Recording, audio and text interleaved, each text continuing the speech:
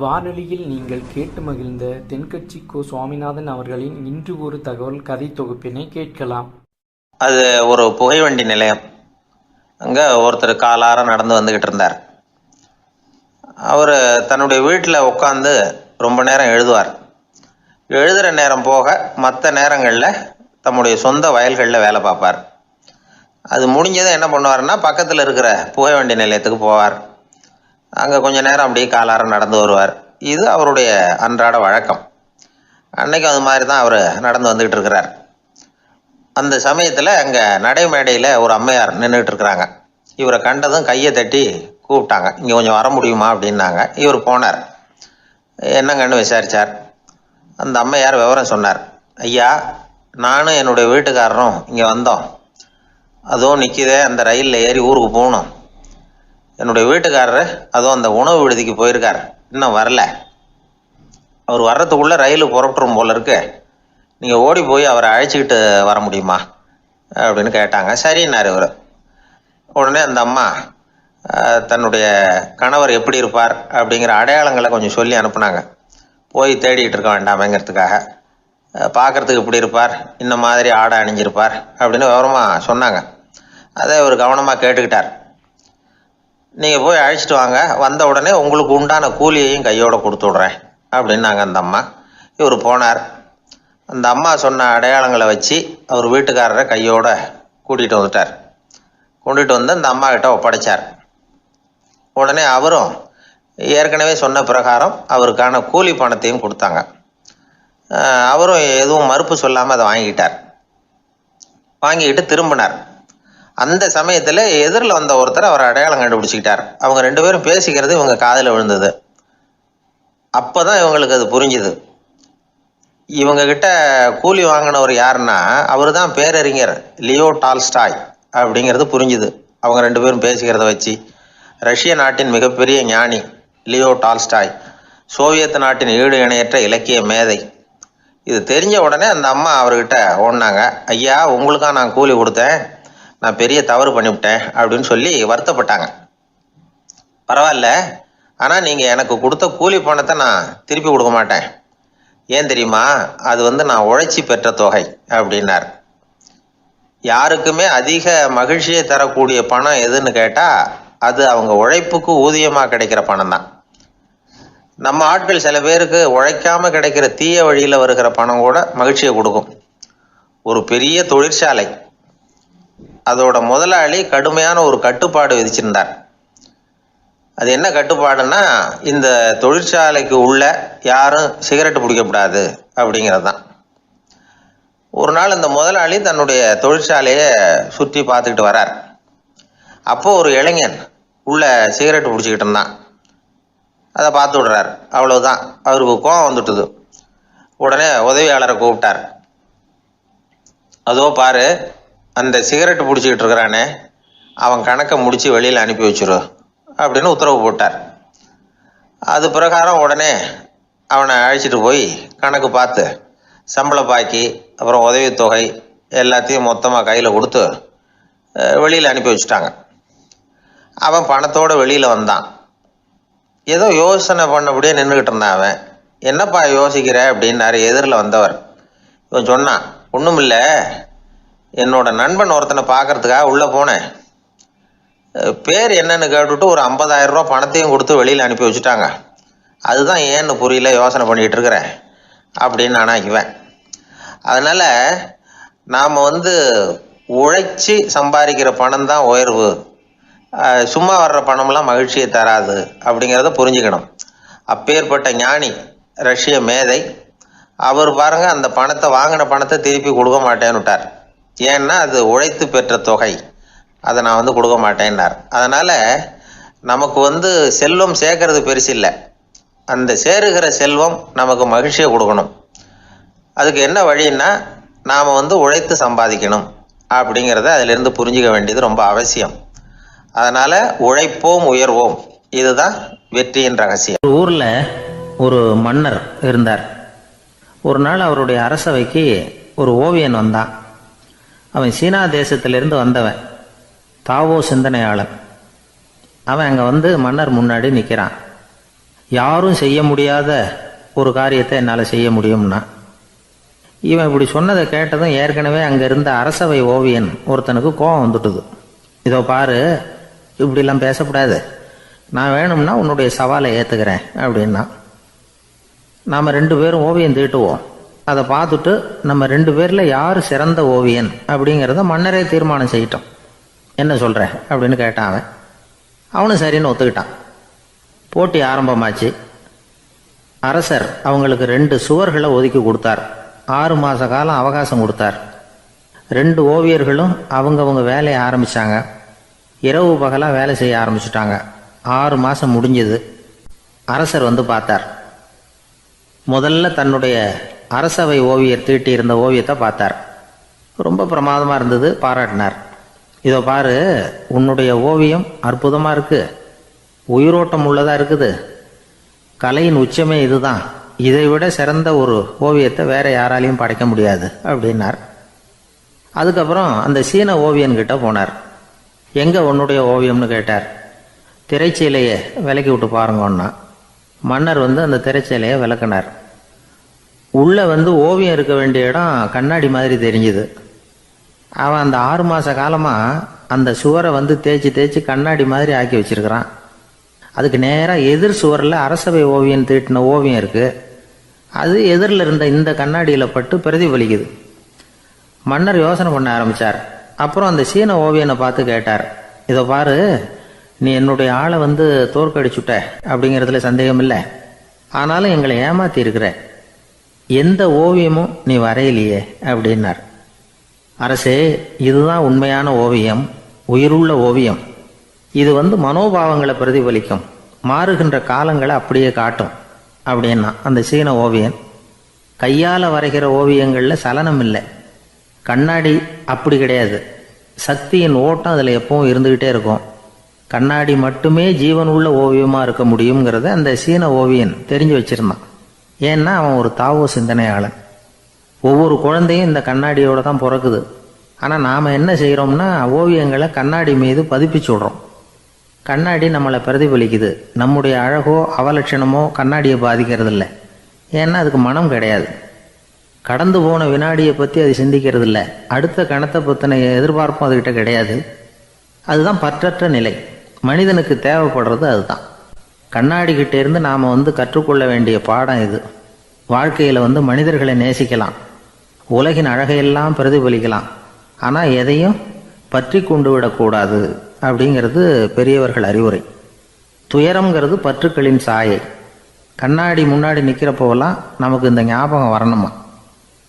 ஒரு குடும்பத் தலைவர் ஒரு நாள் காலையில் விடிஞ்சு எழுந்திரிச்சதும் சத்தம் போட்டார். யார் இந்த கருங்குரங்கு படத்தை என் ரூமில் கொண்டாந்து மாட்டி வச்சது அப்படின்னு கத்தினார்.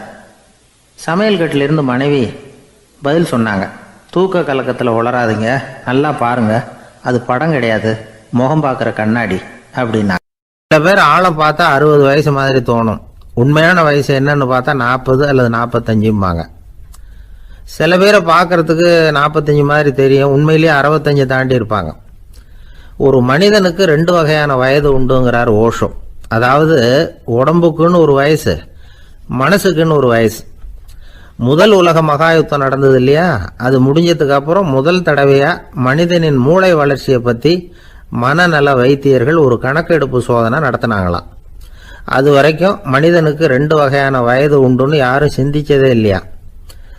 அந்த உலக மகாயுத்தம் முடிஞ்சதுக்கு அப்புறம் மனிதனுடைய சராசரி மனதின் வயதை கணக்கிட்டு பார்க்கும் பொழுது அவங்களுக்கெல்லாம் ரொம்ப அதிர்ச்சியாக இருந்துதான்.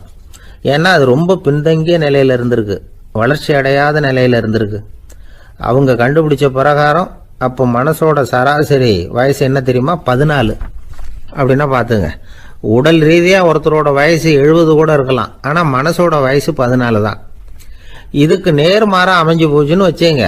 அதாவது ஒருத்தருக்கு உண்மையிலேயே 14 வயசு, அதாவது உடலோட வயசு 14, அவரோட மனசின் வயசு 70ன்னு வச்சுக்கோங்க. இப்படி அமைஞ்சுட்டுதுன்னா அவர் சீக்கிரம் ஞானத்தன்மை அடைஞ்சிருவார் அப்படின்னு அர்த்தம். இப்போ நமக்கெல்லாம் உடம்போட வயசு மனசோட வயசு ரெண்டும் ஒன்றா இருந்துட்டா அதுவே போதும், அதுவே பெரிய விஷயம். இப்போ எமர்சன் கிட்ட போய் ஒருத்தர் கேட்டாராம், உங்கள் வயசு என்ன அப்படின்னு. அவர் உடனே பதில் சொல்லியிருக்கார், 360 வருஷம் அப்படின்னாராம். கேட்டவர் குழம்பி போயிட்டார். அவர் என்ன சொல்கிறாரு, 360 வயசா? என்ன நம்ம காதில் தான் சரியாக விழலையா? எமர்சன் எப்பவும் உண்மையே பேசுகிற ஒரு சிறந்த அறிவாளி, அவர் இப்படிலாம் பொய் சொல்ல மாட்டாரே அப்படின்னு ஒரு யோசனை பண்ணிக்கிட்டே அவர் மறுபடியும் அவர் கிட்ட போனாராம். ஐயா, நீங்கள் சொன்னது சரியாக என் காதில் விழலை, அதனால் மறுபடியும் கேட்குறேன், உங்கள் வயசு என்ன அப்படின்னாராம். எமர்சன் மறுபடியும் சொல்லியிருக்கிறார் 360 வருஷம்னு.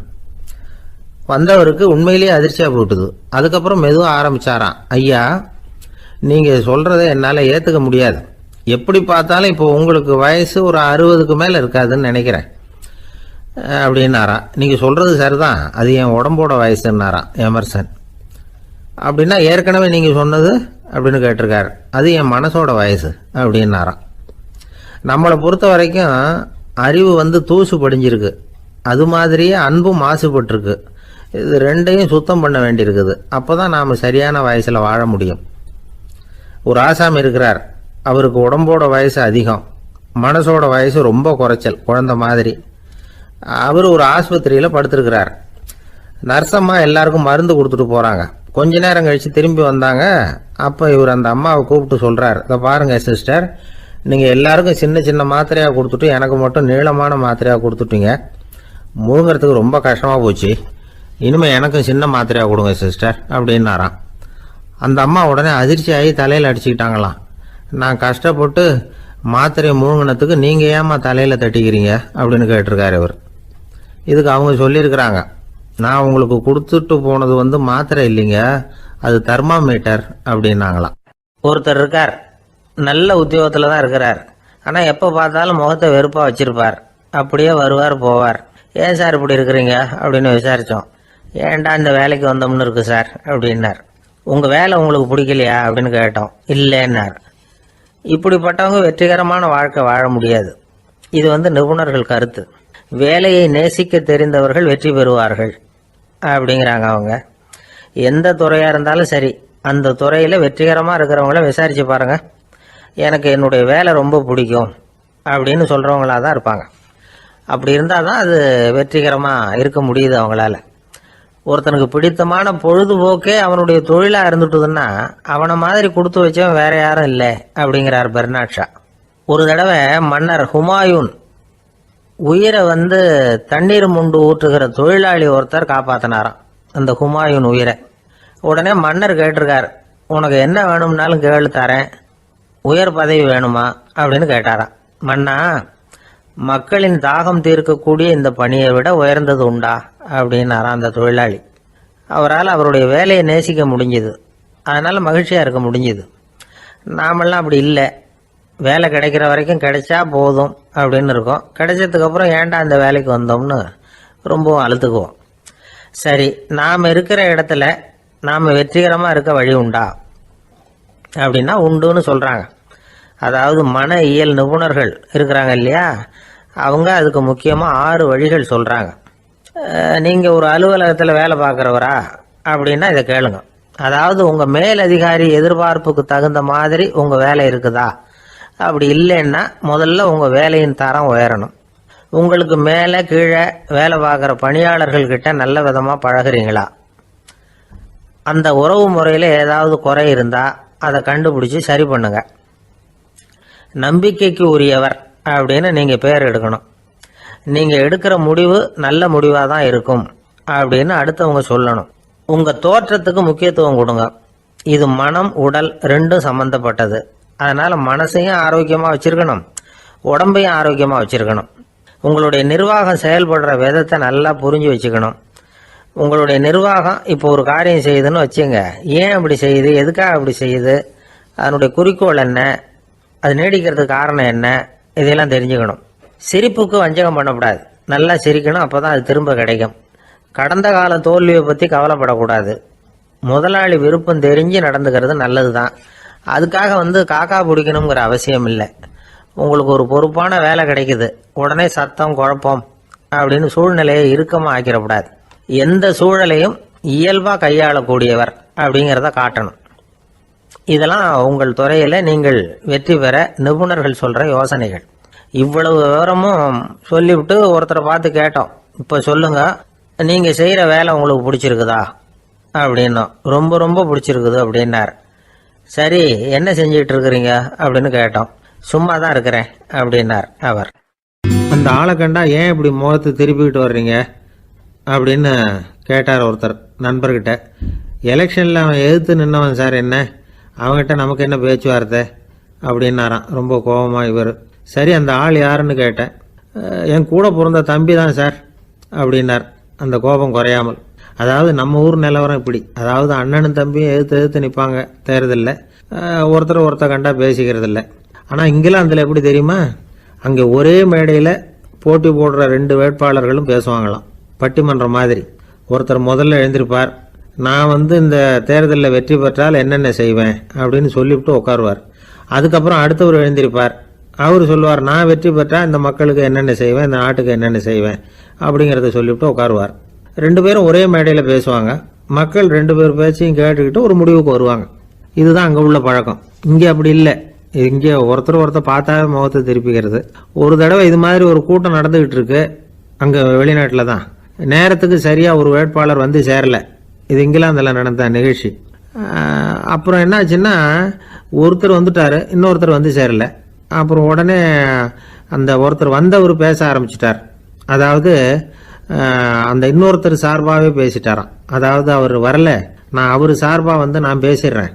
அதாவது அவர் ஜெயிச்சுட்டா அவர் என்னென்ன செய்வார் இந்த நாட்டுக்கு அப்படின்னு சொல்லி அவர் பக்கத்தில் உள்ள நியாயத்தை எடுத்து இவரே சொல்லிட்டாராம். இப்படிலாம் அங்கே நடந்துதான். இது எப்பேற்பட்ட தேர்தல் பண்பாடு பாருங்க. அதனால இன்னொரு விஷயம், இப்போ இங்கிலாந்துலாம் ஓட்டு கேட்குறப்ப வெற்றியா தோல்வியாங்கிறத ஓரளவுக்கு யூகிச்சுடலாமா.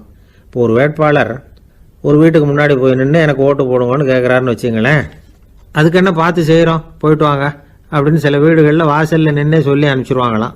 வேற சில வீடுகளில் எப்படின்னா, வேட்பாளரை வீட்டுக்குள்ளே கூப்பிட்டு காபி சாப்பிட சொல்லி உபசரித்து அதுக்கப்புறம் அனுப்பி வைக்கிறது வழக்கமாக. இதில் எந்த வீட்டு ஓட்டு நிச்சயம் தெரியுமா? வாசலில் நின்று வழி அனுப்பி வச்சுடுறாங்க பாருங்க, அவங்க ஓட்டு நிச்சயம். உள்ளே கூப்பிட்டு காப்பி கொடுத்து அனுப்புகிறாங்க பாருங்க, அவங்க ஓட்டு நிச்சயம் இல்லையா. சரி, அப்புறம் ஏன் அந்த உபசரிப்பு அப்படின்னு கேட்டால் அதுக்கு ஒரு காரணத்தை சொல்கிறாங்க. அதாவது அது ஒரு அனுதாபத்தை தெரிவிக்கிற முறையா. ஐயோ பாவம், நாம் இவருக்கு ஓட்டு தான் போட போகிறதில்ல, எதையாவது செய்வோம், காப்பியாவது சாப்பிட்டு போகட்டும் அப்படிங்கிற எண்ணமா. இப்படி அந்த ஒரு பழக்கம். ஆக அந்த ஊரில் நிறைய காப்பி சாப்பிடணும்னு ஒருத்தர் ஆசைப்பட்டால் தேர்தலில் தோற்று போகிறதுக்கு தயாராக இருக்கணும். ஒரு சமயம் ஒரு ஊரில் தேர்தல் நடந்துதான். ஒரு தொகுதியில் நின்று தோற்று போன ஒருத்தர் கையில் ஒரு துப்பாக்கியோட ஊருக்குள்ளே சுற்றிக்கிட்டு இருந்தாராம். ஒரு போலீஸ்காரர் அவரை பார்த்துட்டு சந்தேகப்பட்டிருக்கார். அதனால் அவரை தடுத்து நிறுத்தி, என்ன இது துப்பாக்கியோட சுற்றுறீங்களேன்னு விசாரிச்சிருக்கார். இதுக்கு அவர் சொன்னாராம், சார், இந்த தொகுதியில் மொத்தம் 1,00,000 வாக்காளர்கள், அதில் எனக்கு 10,000 பேர் மட்டும்தான் எனக்கு ஓட்டு போட்டிருக்கிறாங்க. அப்படின்னா எனக்கு வேண்டாதவங்க இந்த தொகுதியில் 90,000 பேர் இருக்கிறாங்கன்னு அர்த்தம். இப்படி ஒரு சூழ்நிலையில் நான் என்னுடைய பாதுகாப்புக்கு ஆயுதம் இல்லாமல் நடமாடலாமா அப்படின்னு கேட்டாராம். எவ்வளவு எச்சரிக்கை பாருங்க. நம்ம ஊரில் சில பேர் ஓட்டு கேட்குற விதமே தனி.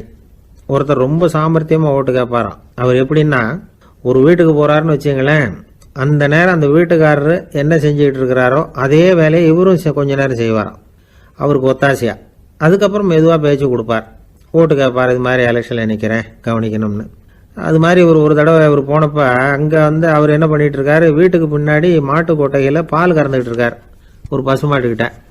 அந்த வீட்டில் இவர் ஓட்டு கேட்க போனவர் இவர் ஓடி போய் இன்னொரு சொம்பை எடுத்துக்கிட்டு அதே மாட்டுக்கு இன்னொரு பக்கம் போய் உட்காந்துக்கிட்டு இவரும் பால் கறக்க ஆரம்பிச்சிட்டார். எதிர உட்காந்துட்டு இருக்காரு இவர் இந்த பக்கம் உட்காந்துருக்கார்.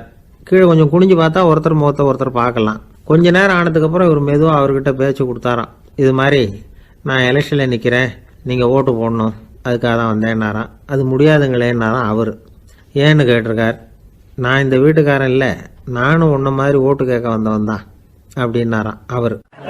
ஜெருசலேம் அங்கே உள்ள ஒரு தேவாலயம், அதில் உள்ள பலிபீடத்தின் முன்னாடி ஒரு பெட்டி உண்டு. அது காணிக்கை பெட்டி. ஆலயத்துக்கு வர்றவங்க பிரார்த்தனை பண்ணிவிட்டு திரும்பி போகிற சமயத்தில் அந்த பெட்டியில் காணிக்கை போடுவாங்க. அவங்களால எவ்வளவு முடியுமோ அவ்வளவு போடுறது வழக்கம். அவங்கவுங்க வசதிக்கு தகுந்த மாதிரி போடுவாங்க. வசதி உள்ளவங்களாக இருந்தாலும் சரி, வசதியே இல்லாத வறியவர்களாக இருந்தாலும் சரி, ஆலய காணிக்கை பெட்டியில் காசு போடுறது அவங்களுக்கு ரொம்ப பெருமையான ஒரு செயல். ஒரு சமயம் இயேசு தம்முடைய சீடர்களோடு அந்த ஆலயத்துக்கு வரார். அங்கே உட்காந்து ரொம்ப நேரம் வழிபாடு பண்ணிகிட்டு இருக்கிறார். சீடர்களும் அந்த ஜபத்தில் கலந்துக்கிட்டாங்க. வழிபாடு முடிஞ்சுது. இயேசு உட்காந்துருக்கிறார். காணிக்கை பெட்டியில் காசு போடுறவங்கள கவனிக்கிறார். சீடர்களும் அதையே கவனிச்சுக்கிட்டு இருக்கிறாங்க. ரொம்ப பேர் வரிசையாக வந்தாங்க. அவங்களால முடிஞ்ச அளவுக்கு காசு போட்டுட்டு அவங்க பாட்டுக்கு போய்கிட்டு இருக்கிறாங்க. வசதியானவங்க நிறைய பேர் வந்தாங்க. அதுக்கு மத்தியில் வயசான ஒரு அம்மா, அவங்களும் வந்து காசு போட்டுட்டு போகிறாங்க. இப்போ இயேசு தன்னுடைய சீடர்கள் பக்கம் திரும்பினார். ஒரு கேள்வி கேட்டார். இப்போ இந்த காணிக்கை பெட்டியில் நிறைய பேர் வந்து காசு போட்டுட்டு போகிறத நீங்கள் கவனிச்சிங்க. இன்னைக்கு இந்த காணிக்கை பெட்டியில் ரொம்பவும் அதிகமாக காசு போட்டது யார் அப்படின்னு கேட்டார். முதல்ல வந்தார ஒரு பெரிய மனுஷன், அவர் தான் அதிகமாக போட்டார் அப்படின்னார் ஒருத்தர். மூணாவதாக வந்தவர் தான் அதிகமாக போட்டார், நான் கவனித்தேன் அப்படின்னாரு இன்னொருத்தர். இப்படி ஆளுக்கு ஒரு விதமாக சொல்கிறாங்க. கடைசியாக இயேசு சொன்னாராம், இன்றைக்கு அந்த பெட்டியில் அதிகமாக காசு போட்டவங்க அந்த வயசான அம்மா தான் அப்படின்னாராம். சீடர்களுக்கு ஒன்றும் புரியல. அந்த அம்மா ரொம்பவும் ஏழையாச்சே, அவங்க எப்படி அதிகமாக காணிக்கை செலுத்த முடியும் அப்படிங்கிறது அவங்க சந்தேகம். இயேசு விளக்குனார். நிறைய பேர் வந்தாங்க, நிறையவே காசுகள் போட்டாங்க, அது உண்மைதான். ஆனால் அந்த அம்மா என்ன பண்ணாங்க கவனிச்சிங்களா? வந்தாங்க, தன்னுடைய காசு பையை திறந்தாங்க, அப்படியே கொட்டுனாங்க. அதில் இருந்தது ரெண்டு காசுகள் தான். அந்த 2 காசும் காணிக்கை பெட்டியில் விழுந்துட்டுது. மற்றவங்கள்லாம் தங்கள்கிட்ட இருந்த செல்வத்தின் ஒரு சிறு பகுதியை எடுத்து பெட்டியில் போட்டாங்க. ஆனால் இந்த அம்மா தன்கிட்ட என்ன இருந்ததோ அதை அப்படியே போட்டுட்டாங்க. தன்னுடைய பிழைப்புக்காக வச்சுருந்த அவ்வளவையும் இழக்கிறதுக்கு தயாராகிட்டாங்க. அவ்வளவு தாராள மனசு அவங்களுக்கு. அதனால் அவங்க செலுத்தின காணிக்கை தான் அளவில் அதிகம் அப்படின்னார். விலை மதிப்பில்லாத முத்து புதையல் ஒருத்தனுக்கு கிடைக்க போகுதுன்னு வச்சுக்கோங்க. அதன் மதிப்பை உணர்ந்தவன் என்ன பண்ணுவான்? அதை அடையிறதுக்காக தன்கிட்ட இருக்கிற எதையும் கொடுக்கறதுக்கு தயாராக இருப்பான் இல்லையா? அது மாதிரி தான் இதுவும் அப்படின்னார். உலக மதிப்பீடுகளை துரும்பா தூசியாக மதித்து அதையெல்லாம் உதறி விடுகிறவன் இறையருள் அப்படிங்கிற இணையில்லாத செல்வத்தை பெறுகிறான் அப்படிங்கிறது இதில் உள்ள கருத்து. இறைவனுக்காக இழப்பதுன்னா துன்பப்படுகிறவர்களுக்காக, ஏழைகளுக்காக, ஏதுமற்றவர்களுக்காக இழப்பது அப்படின்னு அர்த்தம். உங்கள் அயலானுக்கு நீங்கள் என்ன உதவி செய்தாலும் அதை எனக்கே செய்கிறீர்கள் அப்படின்னு இயேசு சொல்லியிருக்கிறார். அடுத்தவங்களுக்கு உதவணுங்கிற குணம் இன்னைக்கு ரொம்ப குறைஞ்சி போச்சு. ஒருத்தன் வாழைப்பழத்தோல் வழுக்கி கீழே விழுந்துட்டான். பக்கத்தில் இருந்த நண்பன் உடனே இவனை தூக்கிக்கிட்டு போய் ஆஸ்பத்திரியில் சேர்த்துட்டான். அதுக்கப்புறம் சொன்னான், நீ அந்த வாழைப்பழத்தோலில் காலை வைக்க போகிறத முன்னாடியே நான் கவனிச்சுட்டேன் அப்படின்னானா. அப்படின்னா அப்போவே நீ எனக்கு உதவி செஞ்சுருக்கலாமே அப்படின்னானா அவன். நான் டாக்டருக்கு உதவலாம்னு நினச்சிட்டேன் அப்படின்னா இவன். ஒரு விவசாயி விதைக்கிறதுக்காக வயல்வெளி பக்கம் போகிறார். விதைகளை அள்ளி வீசினார். அப்போ என்ன ஆச்சுன்னா, சில விதைகள் பாதை ஓரத்தில் விழுந்தது. சில விதைகள் முள் செடிகள் மண்டி இருந்த புதருக்கு இடையில் விழுந்தது. சில விதைகள் நல்ல நிலத்தில் விழுந்தது. பாதை ஓரத்தில் விழுந்த விதை என்ன ஆச்சுன்னா, அதெல்லாம் பறவைகள் கண்ணில் போட்டுவிட்டுது. உடனே உட்காந்து கொத்தி தின்னுட்டு போட்டுது. அதிகமாக மண் இல்லாத பாறை பகுதியில் விழுந்த விதையெல்லாம் லேசாக வேர் விட்டு முளைக்க ஆரம்பிச்சிது. அதுக்கப்புறம் வேர் கீழேயும் ஆழமாக போக முடியல, மேலேயும் சூரிய வெப்பம் அதிகம் தாங்க முடியல, எல்லாம் காஞ்சி கருகி போட்டுது. புதர் பகுதியில் சில விதைகள் விழுந்தது இல்லையா, முள் செடிகள் காடாக மண்டி போயிருந்தது.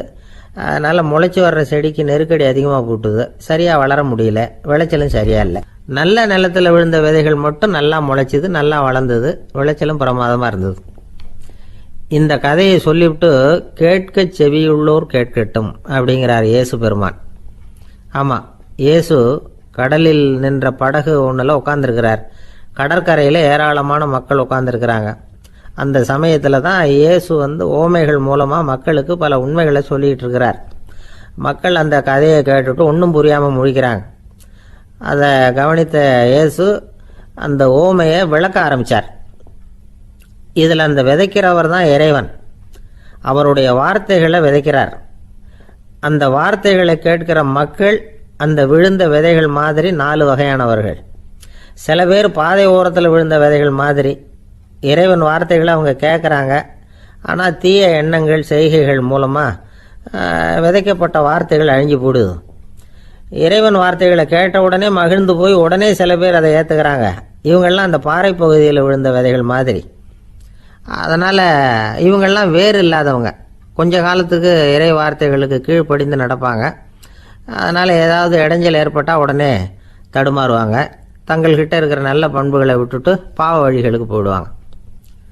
முள் செடிகளுக்கு இடையில விழுந்த விதைகள் மாதிரி உள்ளவங்க யாருன்னா, இவங்களுக்கு உலக கவலை உண்டு, செல்வத்தின் மீது மயக்கம் உடையவர்கள், உலக ஆசைகள் இவங்களுக்குள்ள பூந்துடுறதுனால அங்கே இருக்கிற நல்ல பண்புகள் மறைஞ்சு போயிடுது.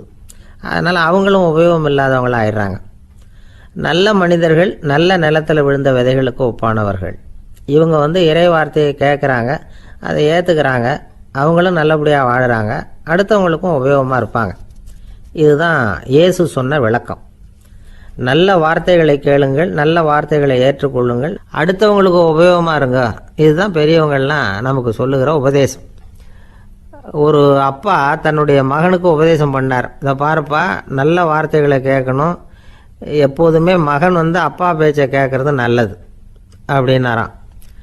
நீ ஏதாவது ஒரு தப்பு பண்ணால் என் தலையில் ஒரு முடி நரைச்சி வெள்ளையாக போடும்பா, நீ செய்கிற ஒவ்வொரு தப்புக்கும் என் தலையில் ஒவ்வொரு முடி வெள்ளையாயிடும் அப்படின்னாராம்.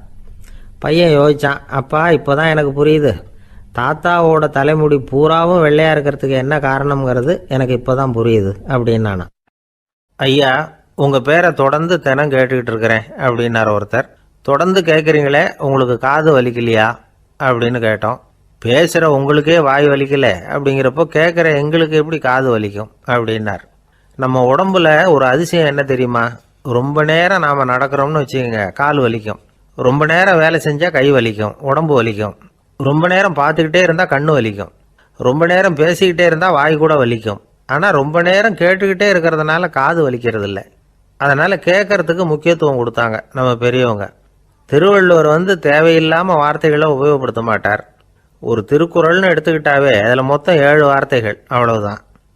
அப்படி 7 வார்த்தைகள் மட்டுமே உள்ள ஒரு திருக்குறளில் வள்ளுவர் ஒரே வார்த்தையை 5 தடவை உபயோகப்படுத்தியிருக்கிறார், திரும்ப திரும்ப பயன்படுத்தியிருக்கிறார்.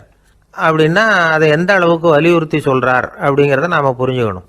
அது என்ன குறள்? செல்வத்துள் செல்வம் செவிச்செல்வம், அச்செல்வம் செல்வத்துள் எல்லாம் தலை. செவிச்செல்வம்ங்கிறது அவ்வளவு முக்கியமானது. கற்றலின் கேட்டல் நன்று. அதிகம் கேட்கணுங்கிறதுக்காகத்தான் எவ்வளவு கேட்டாலும் காது வலிக்கிறது இல்லை.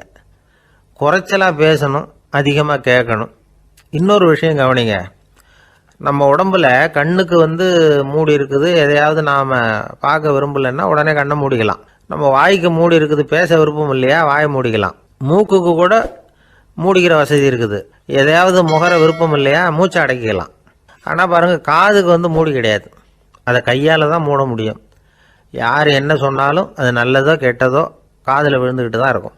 அறிவு தான் நல்ல விஷயங்களை எடுத்துக்கிட்டு கெட்ட விஷயங்களை விட்டுடணும். நல்ல கருத்துக்கள் நம்ம காதில் நிறைய விழுந்துக்கிட்டே இருக்கணும். அதை கேட்டு நாம் நல்லபடியாக வாழணுங்கிறது தான் படைப்பின் விருப்பம். ஆன்மீகவாதிகள் கூட ஒன்று சொல்லுவாங்க, அதாவது ஆன்மீக பாதையில் நீங்கள் முன்னேறணும்னா முதல்ல சிரவணம் செய்யணும்பாங்க. அதாவது பெரியவங்க சொல்கிற நல்ல கருத்துக்களை கேட்கணும் அப்படின்னு அதுக்கு அர்த்தம். அதனால் யார் நல்ல கருத்துக்களை சொன்னாலும் அதை காது கொடுத்து கேளுங்க. இவ்வளவு கருத்துக்களையும் நம்ம நேயர் ஒருத்தர்கிட்ட சொல்லிகிட்டு இருந்தோம். அவரும் சரி சரின்னு தலையாடிக்கிட்டே இருந்தார். அப்புறம் சொன்னார், நீங்கள் சொல்கிறது சரிதான் சார், காதுக்கு மூடி இல்லைங்கிறது ரொம்ப சரி, அதனால தான் உங்கள் தகவல் கூட நாங்கள் விரும்புகிறோமோ இல்லையோ தினம் காதில் விழுந்துக்கிட்டு இருக்குது அப்படின்னார். எங்களுக்கு ரொம்ப பெருமையாக இருந்தது. அப்படியா அப்படின்னோம். ஆனாலும் என்ன மாதிரி சில பேர் நீங்கள் தகவல் சொல்கிற சமயத்தில் காதில் மூடி இல்லையேன்னு சொல்லி கவலைப்படுறதில்ல சார் அப்படின்னார். ஏன்னு கேட்டோம். காதை மூடுறதுக்கு தானே வசதி இல்லை, ரேடியோவை மூடுறதுக்கு வசதி இருக்குதுல்ல, அதனால் டக்குன்னு அதை மூடி வச்சுருவோம் அப்படின்னார். தேசத்து மேலேயும் தாய்மொழி பேர்லையும் செலுத்துகிற அன்புக்கு அபிமானம்னு பேர். தேசாபிமானம்னு சொல்கிறோமே, இதுதான். ஒரு கணவன் மனைவி பேரில் காட்டுற அன்புக்கு காதல்னு பேர். கடவுள் பேரில் செலுத்துகிற அன்புக்கு பக்தின்னு பேர். இப்படி அன்புல பல ரகம் இருக்கிறப்போ அதில் உள்ள வித்தியாசம் தெரியாமல் இடம் மாற்றி அன்பு காட்டினா இடைஞ்சல் தான். சரி, இந்த அன்பை பற்றி விஞ்ஞானம் என்ன சொல்லுது தெரியுமா? இதயத்தை பாதுகாக்கிறதுக்கு முக்கியமாக தேவைப்படுற ஒன்று இந்த அன்பு தான்னு சொல்லுது. நெதர்லாந்து விஞ்ஞானிகள் இதை ஆராய்ச்சி பண்ணியே கண்டுபிடிச்சிருக்கிறாங்க. கொஞ்சம் முயல் குட்டிகளை 2 பிரிவாக பிரித்தாங்க. 2 குரூப்புக்கும் கொழுப்பு அதிகமாக உள்ள ஆகாரத்தையே கொடுத்துக்கிட்டு வந்தாங்க. ஆனால் ஒரு குரூப்புக்கு வெறுமன ஆகாரத்தை கொடுத்ததோட சரி, இன்னொரு குரூப்பு முயல்களுக்கு ஆகாரம் கொடுத்ததோடு நிறுத்திக்கல. அதுக்கு முன்னாடி கூண்டுகளை திறந்து விட்டு முயல்களை கொஞ்ச நேரம் எடுத்து கொஞ்சி விட்டு அதுக்கப்புறமா ஆகாரம் கொடுத்தாராம் ஆராய்ச்சியாளர். இந்த குரூப்புக்கு இதய பாதிப்பு 60% குறைச்சலா இருந்துதான். சில நோயாளிகளுக்கு ஹார்ட் அட்டாக் வந்தாலும் அதை தாங்கிக்கிட்டு குணமாகிற சக்தி அதிகமா இருக்குது. இது எப்படின்னு ஆராய்ச்சி பண்ணி பார்த்துருக்கிறாங்க. அவங்க எல்லாம் மனைவி தன் பேர்ல ரொம்ப அன்பா இருக்கிறதாக நினைக்கிறவங்களா இருக்கிறாங்களாம். இதய நோயாளிகள் பல பேரை சந்திச்சு இதய நோய் ஏற்பட என்ன காரணம்னு கேட்டிருக்கிறாங்க. அவங்க சொன்ன காரணம்லாம் சாப்பாடு சம்பந்தமா இல்லையா, மனைவி அன்பா இல்ல, இப்படிப்பட்ட காரணத்தை தான் சொல்றாங்களாம். அதனால இதயத்தை பாதுகாக்கணும்னு நினைக்கிறவங்க அடுத்தவங்க அன்பா இருக்கிறது மாதிரி பாத்துக்குங்க, அதுதான் முக்கியம்.